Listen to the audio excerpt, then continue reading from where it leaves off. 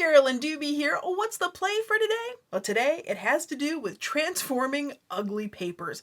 I have got 3 papers that I'm going to show you that are, how shall we say, ugly, kind of muddy, not colors that bring me joy. But just because something looks like that doesn't mean one more layer can't change it dramatically. These are 3 less than attractive brayer cleanup papers that I've got. Now, if I think something like this is so unattractive, why do I keep it? Well, because as you put more layers onto something, it can really change. And so I'm going to be using my overlapping shape stencils here to add a little bit of white paint to this. I'm going to position the stencil so it's a little off center and kind of moved around. And when you're doing this, you have complete freedom to use all of the stencil, part of the stencil, position it off to one side or right in the middle, whatever it is that fits best for what you're doing. That's part of why I love stencils so much, is the flexibility that they give each of us to use them in whichever way we need. Then it's a matter of just covering this thing with white paint. Since I'm an impatient stenciler, there are a couple of things that I do to help myself get clear and crisp images. And one is to use a thick or heavy body paint. Thick paint holds its shape a lot better than a very fluid paint, so it's less likely to run underneath the stencil so you can get more crisp lines.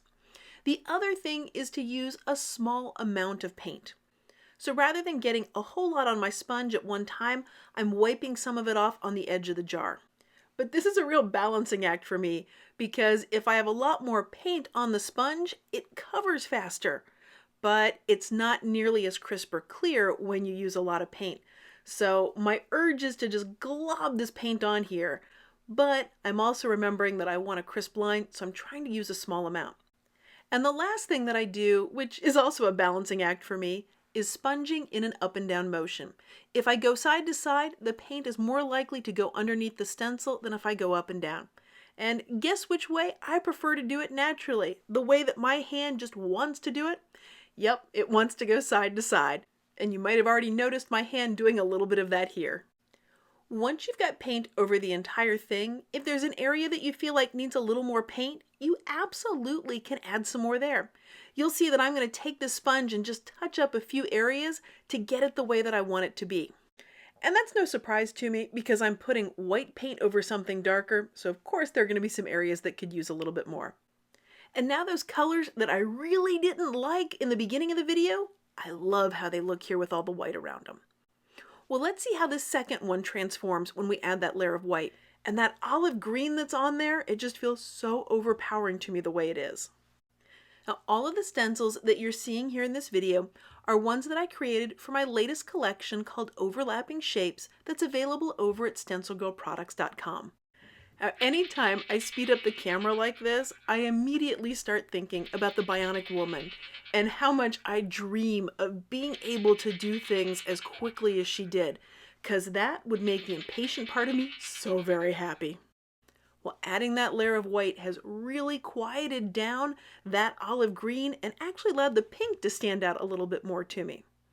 Well, let's see about this last one here. This is the ugliest of the 3.